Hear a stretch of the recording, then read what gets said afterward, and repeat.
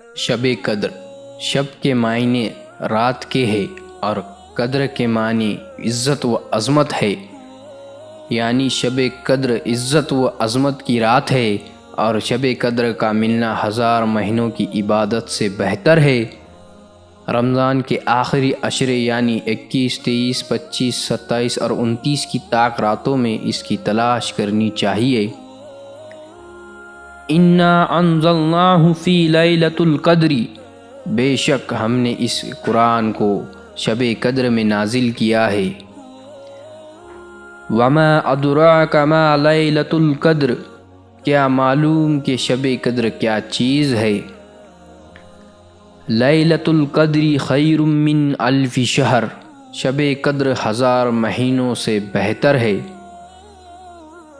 پورا قرآن لوح محفوظ سے اس رات میں اتارا گیا، پھر حضرت جبرائیل علیہ السلام نے اسے تھوڑا تھوڑا کر کے 23 سال تک نبی کریم صلی اللہ علیہ وسلم پر نازل کرتے رہے۔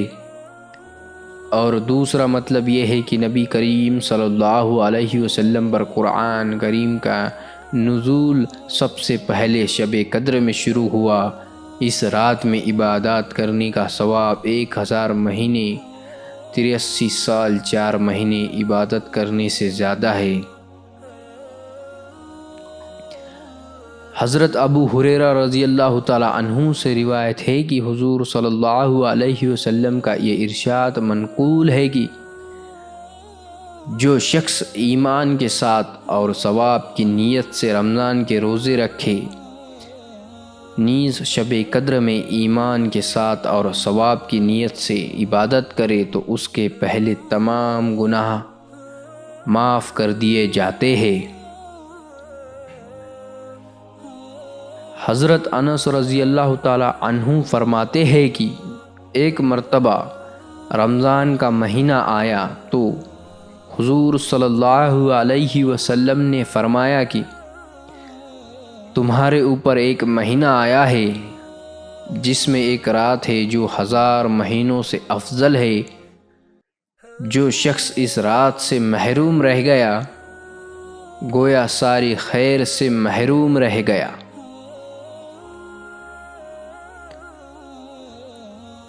اس رات میں بندے کی دعا قبول ہوتی ہے۔ اس رات کی عبادت کا ثواب 1000 مہینوں سے افضل ہے۔ اسی رات میں قرآن مجید نازل ہونا شروع ہوا۔ اس رات میں آسمان کے دروازے کھول دیے جاتے ہیں۔ اس رات آسمان سے برکت فرشتے اترتے ہیں جو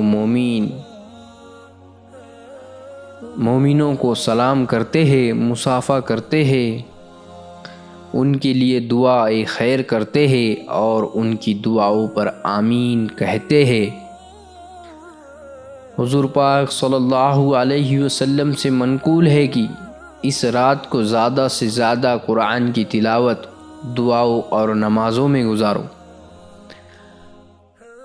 سورہ بقرہ اور آل عمران کی آخری آیاتوں کی تلاوت کرے، جس کا پڑھنا ایک رات کی عبادت کا ثواب ہے۔ نمبر 3، آیت الکرسی کی کثرت سے پڑھنا۔ نمبر 4، سورہ اخلاص کی تلاوت کرنا 1/3 قرآن پڑھنے کے برابر ہے۔ سورہ کافرون کا پڑھنا 1/4 قرآن کے پڑھنے کے برابر ہے۔